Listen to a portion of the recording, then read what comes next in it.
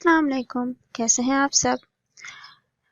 किसी भी सेट के जैसे सेट यही वाला सेट जैसे ए बी और सी है, तो हमें अगर ये बताना हो कि इस सेट के कितने एलिमेंट्स हैं, हम नंबर ऑफ़ एलिमेंट्स की बात करें, नंबर ऑफ़ एलिमेंट्स कैसे पता चलेगा, उसको रिप्रेजेंट करते हैं n of a is equals to, हम काउंट करेंगे 1 2 एंड 3, तो number of elements of the set a is 3. Similarly, I write a set B which is 1 2 3 and 4. तो ये वाला सेट के एलिमेंट्स क्या हो जाएंगे 1 2 3 एंड 4. आई एम काउंटिंग कहीं से भी स्टार्ट हो सकती है, लेफ्ट से भी राइट से भी. इस बात का ख्याल रखें कि जैसे मैंने n के b लिखा तो इट इज़ इक्वल्स टू 4. तो ये मत समझिएगा कि ये मैंने लास्ट एलिमेंट था इसलिए मैंने उसको 4 लिख दिया. मैंने काउंट करके लिखना है. जैसे यहाँ पे 3 काउंट किया तो नंबर ऑफ़ एलिमेंट्स 3 है, यहाँ पे मैंने काउंट किया तो नंबर ऑफ़ एलिमेंट्स 4 है. तो इस तरह से हम लिखेंगे. जैसे b के लिए मैंने काउंट किया तो 1 2 3 एंड 4. तो number of elements of b is equals to 4. अच्छा, नल सेट और एम्प्टी सेट किसे कहते हैं? नल सेट को हम रिप्रेजेंट कहते हैं इससे और ऐसे. मतलब जिस सेट में कोई भी एलिमेंट ना हो तो ऐसे लिख देंगे या फिर ऐसे. ये जो चीज़ है कि नल सेट के अंदर ये बनाना, it is wrong. It is the correct representation of this is wrong representation. Right set का सिंपल मतलब ये है कि जिस सेट में कोई भी एलिमेंट ना हो वो नल सेट है. सिमिलरली फाइनाइट सेट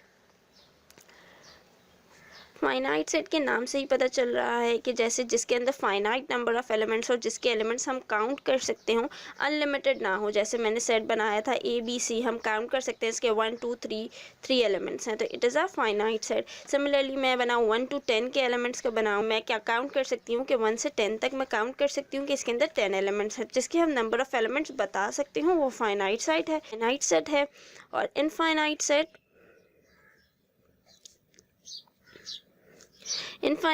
जैसे set of integers, set of positive integers.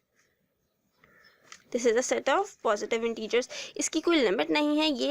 ये एलिमेंट्स इन्फिनिटी तक जा रहे हैं, इसकी कोई लिमिट नहीं है. मुझे नहीं पता इसका लास्ट एलिमेंट क्या है, तो मैं काउंटिंग भी नहीं कर सकती, तो it is an infinite set. Similarly किसी भी सेट के एलिमेंट्स को अगर हम काउंट कर सकते हैं तो that is a finite set, और किसी भी सेट के एलिमेंट को हम काउंट नहीं कर सकते तो that is an infinite set. Okay guys, तो अब मैं इक्वल और इक्विवेलेंट सेट्स आपको साथ में बताऊंगी ताकि आप लोग डिफरेंशिएट कर सकें कि इक्वल सेट हम किसे कहेंगे और इक्विवेलेंट सेट हम किसे कहेंगे. जैसे इक्वल सेट्स के लिए अगर मैं लिखूं कि सेट ए है मेरे पास, A B C and D, और सिमिलरली सेट बी है मेरे पास B C D and A. ये सेट इक्वल भी है और यही वाला सेट इक्विवेलेंट भी है. इक्विवेलेंसी को हम इस तरह से रिप्रेजेंट करते हैं, राइट. ये सेट इक्वल भी है और ये सेट इक्विवेलेंट भी है. क्यों? देखिए, इसके अंदर पहली बात तो मैं बताऊं आपको कि सेट्स के अंदर नंबर मैटर नहीं करता है. जैसे मैं ए को फर्स्ट नंबर पे लिखूं या ए को लास्ट पे लिख दूं या बी को सेकंड से फर्स्ट पर कर दूं या उसकी अरेंजमेंट चेंज कर दूं, तो उसका असर सेट का मतलब सेट की इस तरह से लिख सकती हूँ. ये सेट जब भी दोनों इक्वल ही होंगे अगर मैं इनकी अरेंजमेंट चेंज कर दूं. इसके अंदर अब मैं एक और सेट बनाती हूँ जैसे कि C, which is A B C and D, and B is 1 2 3 and 4. अब मैं आपको एक्चुअल में इक्वल सेट्स और इक्विवेलेंट सेट की डेफिनेशन बताती हूँ. इक्वल सेट हम उसे कहते हैं कि जब नंबर ऑफ एलिमेंट्स और एलिमेंट्स खुद सेम हो तो वो इक्वल होते हैं. इक्विवेलेंट सेट के लिए सिर्फ नंबर ऑफ एलिमेंट्स दोनों के सेम होने चाहिए, वो एलिमेंट्स भी सेम हो वो नहीं होने चाहिए. वो इक्विवेलेंसी सिर्फ और सिर्फ नंबर ऑफ एलिमेंट्स से डिपेंड करती है, सेट के एलिमेंट्स पे डिपेंड नहीं करती. सिर्फ number of elements of set, जैसे इसमें 4 हैं और इसमें 4 है तो ये सेट इक्विवेलेंट है.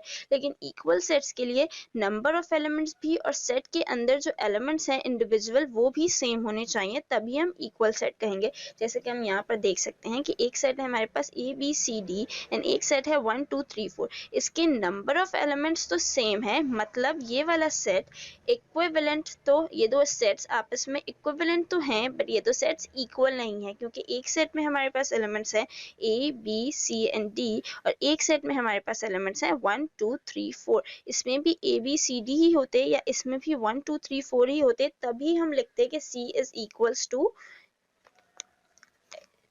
the set is D. C is equals to D.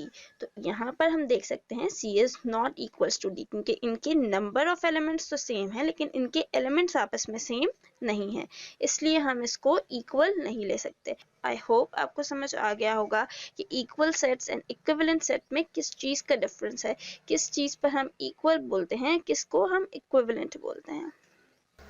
Equivalent set की एक और डेफिनेशन ये भी होती है हमारे पास कि हमारे पास दो सेट्स के बीच में 1 to 1 कॉरस्पॉन्डिंग होनी चाहिए।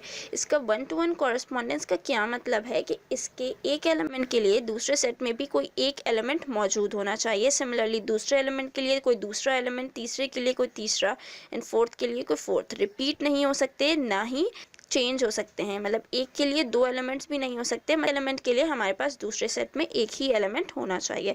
इसको हम बोलते हैं 1 to 1 कॉरस्पॉन्डेंस। तो इक्विवेलेंट सेट्स की ये डेफिनेशन भी है कि हमारे पास जब दो सेट्स के बीच में 1 to 1 कॉरस्पॉन्डेंस हो तो हम उसे इक्विवेलेंट सेट्स भी बोल सकते हैं। अगर आपको ये वीडियो पसंद आई है तो ज़रूर इसको शेयर करें और मुझे कमेंट सेक्शन में बताइए कि मुझे किन टॉपिक्स पे आपको ज़्यादा ज़रूरत है या आप चाहते हैं कि मैं उन पर वीडियोज़ बनाऊँ। Thank you very much. Please like, share and subscribe to my YouTube channel Art of Mathematics.